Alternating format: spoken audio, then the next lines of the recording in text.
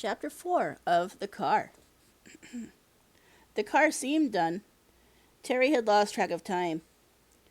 He sat on the step leading from the house to the garage, drinking milk directly out of the carton and eating lunch meat rolled in a tube and dipped in peanut butter and then swirled in a mustard jar. The grimy window at the side of the garage showed it to be dark outside. Other than that, he had no idea of how long he'd been working. He'd stopped to sleep several times, catching naps on the couch or chairs, once sleeping for an hour or so sitting in the black leather seat of the cat, looking over the hood before he'd attached the windshield. It was done. But it was like a large model, or a toy, like Pinocchio. Pretty, but without life. It sat gleaming in the overhead light. Beautiful curved lines and streamlined shape, looking more like an updated version of the old 1950 MGs. An almost square radiator grille, a flat windshield angled slightly back so it wouldn't catch the wind, doors that dropped so low it was possible to sit in the car and easily touch the ground. Shiny silver spoke wheels, chrome, standalone headlights, and a squarish back and trunk lid with a chromed luggage rack. There was no top, no cover of any kind from the weather. "Do you run?" Terry asked the car, not feeling strange in the least that he was talking to the cat. He had spoken to it all the time when he was building it, sometimes smiling, sometimes swearing when something didn't fit right. Installing the interior carpeting and dash padding had been a headache, as had the gas tank, which he was still worried about. "Will you start and run?" He got in the car and sat in the driver's seat, looking at the instrument panel. Hooking everything up had been easier than he'd thought. There was a wire harness with all the correct jacks and plugs from various parts of the engine to the video instruments on the dash. They were easy to read, black with white letters and needles, and the tech meter had an adjustable fluorescent orange indicator where red lines should be. Lights, indicators, everything was hooked up, but the battery was dead, or nearly so. And while it made the lights work well enough, Terry wasn't sure there'd be enough juice to get the motor turning to fire the engine, or ignition. He decided to use a trick he did with small motors when they'd been sitting a long time. He raised the hood, it went up forward, and propped it with the two metal arms that propped into little side brackets into the hood. The motor looked clean enough to eat from, and he unscrewed the top of the air cleaner and removed the cover to open the throat of the carburetor. By the workbench, he had a 5-gallon gas container he'd carried from the gas station on the corner. Most of the gas he'd already poured into the small opening of the filler cap for the cat, but he'd saved some, and he'd poured half a cup in an empty soda bottle. He held the choke plate open in the carburetor with his fingers and trickled a couple of tablespoons of the gas from the soda bottle directly into the carburetor. He'd quickly jumped into the driver's seat, turned the key on, and pushed it over to the start position.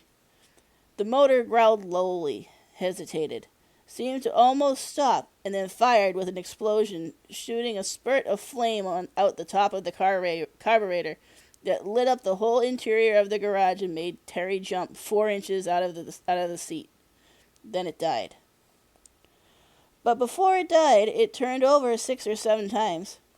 It was enough to turn on the water pump and get the antifreeze moving through the system, and it also worked the fuel pump and brought gas from the tank to fill the line to the carburetor. Terry took the soda bottle and dripped a bit of gas into the top of the carburetor throat, then sat in the seat again and reached for the key. He crossed his fingers. "Come on, there's almost nothing left in the battery. One time." He turned the key to start. Another low growl, the battery dying, the engine turning, grinding, and Terry started to shake his head, knowing it wouldn't go. It fired again.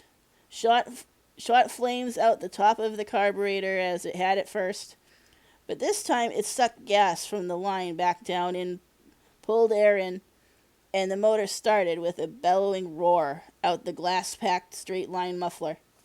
"Yes," Terry said, his foot on the accelerator. He revved the engine gently a couple of times, then remembered he had the garage door closed and he was about to gas himself. He left the car running and opened the garage door and discovered it was starting to turn gray in the east. Early morning. It must be about 4, he thought, or maybe 3:30. He went back to the car. He thought of it always as the Cat now, and checked the gauges. Oil was running at 60 psi, battery charging. He had no idea if the alternator would work or not, and was glad it seemed to be all right. And the technometer showed the car to be idling at about 700 RPM. Just a hair slow, according to the instruction book, but he would adjust it later. Everything seemed to be working all right, and he shook his head. It couldn't be that easy to build a car. Something had to be wrong. He pushed the clutch down, put the Cat in reverse, and remembered he'd never driven a straight-stick car before. In fact, he'd only driven a car 3 times, when his friend Thor's father had let them both drive out in the country on a dirt road. He let the clutch out, and the car jerked backwards once and stalled and died. "Come on, Cat." He put it in neutral and started again, pleased when it kicked right off. Once more the clutch in, the stick to reverse. He eased the clutch out and gave it a little gas, and it slid backward half a car length before dying again. The rear end of the car hanging out of the garage. Damn. One more try, he thought. How hard can it be? People do it all the time. Neutral, restart, clutch in, reverse, and more gas this time. Lots of gas. Run the tech up to almost 2,000 RPM. He thought if it was too grand, and he popped the clutch too fast. The car hesitated, seemed almost to die once more, then caught the gas and overcame the inertia of sitting still and went for it. He was doing almost 30 miles an hour in reverse when he hit the street. He had been watching to the rear over the trunk lid, but the sudden lurch whipped his head around, and for a critical second he was looking forward while moving backward at a high rate of speed. When he swung his head back around to the rear, he was in the street and perfectly lined up on a Toyota pickup parked along the curb. The Cat's rear end aimed at the dead center of the Toyota's door. Terry pulled the wheel over to the left, hitting the brakes at the same time. The Cat responded instantly. The steering was less than 1-to-1, 3/4 of a turn on the wheel, turned the front wheels all the way over. The front end slewed around like it was on ice. With a screeching sound loud enough to wake people 3 blocks away, the Cat slid sideways and stopped just 4 inches from the pickup.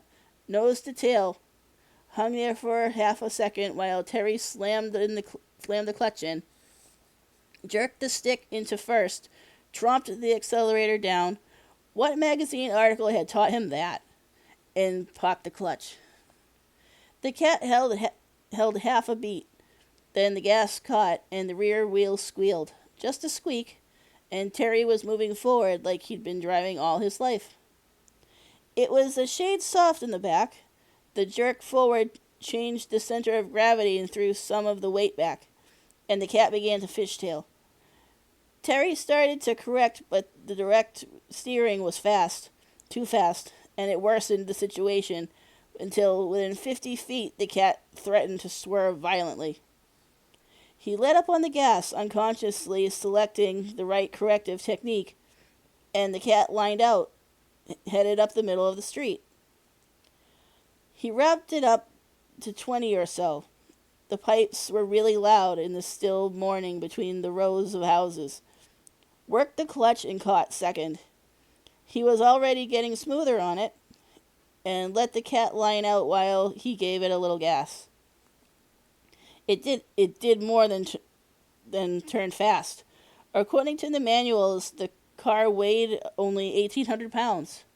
The 2,300cc motor in it was made for a vehicle that came in at 2,600 pounds or better, and the light weight of the cat, coupled with the high compression of the newly rebuilt engine and the direct linkage of the straight stick, made it almost leap forward. He hit 40 almost at once, saw the tech nudging 3,500 RPM. The manual said to keep it below 3,000 RPM for 500 miles, and shifted into third. But he was still in a residential district, and he didn't want to go too fast. So he backed down and drove around 2 blocks in third gear, hardly above an idle. The cat drove like a dream. It was tight and low, and rode hard. Even little cracks in the road seemed to come up through the car into his seat, but it cornered absolutely flat, and was so responsive it seemed to be tied to his mind. He could think about turning, and it started to go, or so it seemed, and he decided almost at once he didn't care if he ever did anything but drive this car. Halfway around the second block, he heard a hissing sound over the engine noise, and the crackling pipes, and suddenly smoke came boiling back from beneath the hood, obscuring the windshield.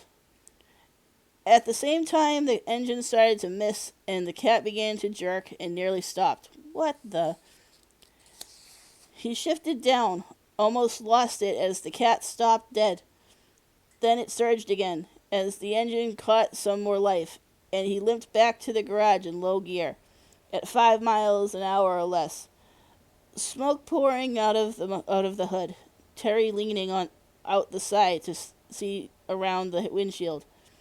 The engine sputtering and threatening to die altogether at any moment. He was intensely glad that nobody seemed to be up yet. He opened the hood, and the garage filled with a cloud. And in the mist, he smelled it, and knew it wasn't smoke, but antifreeze. There was a leak somewhere, and it had spewed antifreeze all over the engine. The heat immediately turned it to steam, and the cooling relief opening around the back of the hood that sucked air over the engine pulled the steam back and out over the windshield along with the heat. And it seemed much worse than it was. Terry pulled the hood up and all the way over, letting it hang out the front on the 2 pivot arms, his forehead frowning in worry. He had taken the engine for granted. After reading the letter from the machinist, he just assumed everything would be all right. It was a mistake he wouldn't make again. He used the last of the paper towels. The house was beginning to seem like nobody lived there. Everything was running out. Too damp dry the engine. Then ate the last of the lunch meat while it cooled. When the engine and radiator and hoses had cooled to the touch, he started searching. He grabbed and tried to wriggle each connection on the line, and within moments he had found it. The thermostat housing was loose, the bolts only finger tight, and the gasket had broken away. It wasn't hard to fix. He used rubber gasket material to cut a new one, using the old one as a pattern, then smeared both sides with non-hardening gasket sealer before putting it back and bolting it down tightly. But it made all the other connections and fittings suspect, and he started over. He found loose bolts on the valve cover gasket, and a small oil leak had developed. He tightened them, then crawled underneath and checked the pan bolts, found 3 of them loose as well, and tightened them. He went over the motor 4 times, checked every bolt and nut, tightened the loose ones, then covered the car end to end twice more, and found 3 others. At last he was done, and by this time it was late afternoon. He had finished putting on the trunk, the boot lid, and happened to be standing near the car, near the rear of the car, when he saw a potential problem. There was no license plate. It threw him. He didn't have a driver's license because he was too young, and because of that, he couldn't get a plate and couldn't be legal. He smiled ruefully and shrugged. Actually, he thought, I can't be legal anyway without a license, but with a plate, there's a chance I won't be stopped when I drive west. The word slipped in, just happened, but when it came, he realized he'd been thinking of it all the time. He'd been working on the car. He wanted to see the West. His parents wouldn't be checking on him, and if they did, they would just assume the other one had him, at least for a while, until he was gone. Neither of them wanted him much, and if the truth were known, he was much happier being alone than with them. And if he went to the authorities, it would just be a foster home or something. He didn't want that. And it wasn't like he was hitting the streets. He had some money, he could work, and he had the car. The cat. Maybe they would go out and see the uncle he barely remembered. He touched the car on the front fender and smiled as he realized the thought of himself and the car in terms of we. Yeah, we'll go out and see the uncle. We'll head west. But there was this little problem with the plate to work out first. Memories. Up the small stream, making absolutely no sound as the stream grew narrower and narrower, it took them an hour to reach their destination. Without speaking, they both stopped paddling at the same time, let the canoe come to the shore next to the hamlets.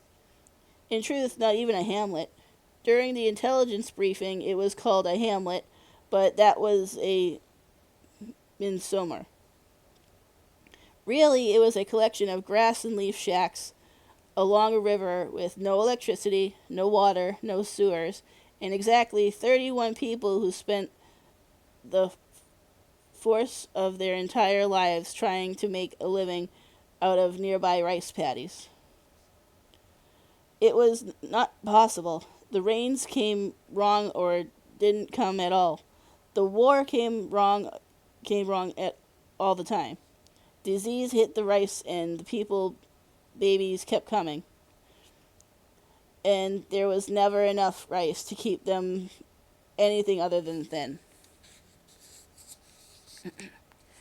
The team had come to kill 2 of the people in the collection of shacks. That was its job, the team, to kill people. Village leaders who were working for the communists selected men and women who were suspected of working for the communist Carde. People that somebody didn't like or approve of, the team killed them. They were called the Phoenix teams, and that was their job, to kill people. This night there were 2 men in the team, just as there were 2 men to kill, but they were not to slip up. They would both be at the killing of each man. The killing was a simple thing, a stupid thing to have so much importance given to it. The 2-men team came up the river in a wooden canoe, paddling themselves 3 miles from where they had been dropped by a river gunboat. Each man carried a small knife sharpened on both sides with a straight point and a .22 automatic pistol with a silencer attached. They had memorized maps of the river and the layout of the huts and knew where their targets. They didn't think of them as men, but as targets. Didn't speak of them as men, but as targets. Were sleeping with their families. The plan was simple. That was best. The very best plans were simple. Go into each hut, find the target by using an infrared light and special glasses they had brought, put 2 rounds in the head of each target, and then back into the canoe and down the river to to the waiting patrol boat. Simple. They had done it before. Would probably do it again. But an earlier visitor, a virus, had come to change things, change them dramatically. The virus had come in 4 days before, entered the children of the targets, and after 4 days of internal battling, the virus had won, and the children had colds. They coughed and fretted, and this night, the night the team was hit, the children were at their worst. The team could hear the coughing yards from the nearest tent, then the soft voice of a woman comforting a child. The team froze, waited for silence to resume, then made its way to the first target hut where the coughing had been the worst.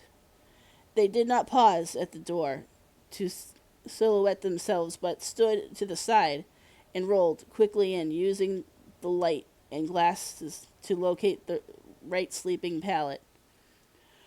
One of the team covered the rest of the sleepers, and the other leaned down and fired twice into the temple of the sleeping target. The .22 made a sound like somebody clapping underwater, and the target stiffened. The target's legs trembled, then the target became still. They left the hut as they had come in. Nobody awakened, no sound. In the second hut, it was different. The team moved in, scanned with the infrared light and found the target, moved to the side of the target, and one of the team members leaned down to terminate, began to squeeze the trigger on the Colt Woodsman .22 automatic, when there was a sound. The team functioned in darkness, silence. Any light, any sound was a threat to be dealt with, and the team member who was covering the security of the operation spun to handle the sound. Spun and realized 2 silenced rounds at the source of the sound to quiet it, to bring back the needed silence, while the first member of the team went ahead and terminated the target, as they had terminated the first target. It was called sanctioning, the act of termination. When a target was terminated in the code of reporting, it was said to have been sanctioned. The unexpected target to be sanctioned by the covering team member was a 3-year-old child who had started to cough. Would have coughed, except that instinct and training took over, and the 2 rounds went perfectly, exactly into the center of the child's head and forced it into silence, and the child was sanctioned. The first team member completed the termination of the target subject and turned to leave the hut and get back to the river and the boat in safety. The covering team member stood, the .22 still raised, aimed at the spot where the child had sat up next to its mother before dropping to lie by her. Now there was another sound. The start of the child's cough had begun to awaken the mother. She stirred, and her movement disturbed others in the room sleeping en masse. Still, the team members remained standing, frozen, his eyes wide and white. "Come on," the first team member whispered. "We have to go." But the second team member couldn't make his feet operate. Nothing worked. He stared where the baby had been, stared where the bullets had gone, and stood. "Damn it, Waylon. We have to move. Leave me. No. Leave me. Wayne, now. I'll stay here. It's better that I stay." Wayne nodded, pretended to obey, and stepped closer. Chopped once with the .22 pistol beneath Waylon's ear, up and hard and brutal, and Waylon was instantly unconscious and beginning to drop. Wayne caught him beneath the armpits, threw him up and over his shoulder in a fireman's carry, and ran out of the hut while people were sitting up, trying to see the bodies before they would scream and react. Out of the hamlet and down the river and back to the darkness, away from light, back into the silence, the long silence.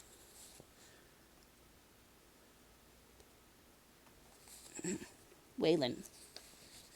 And that was the end of chapter 4.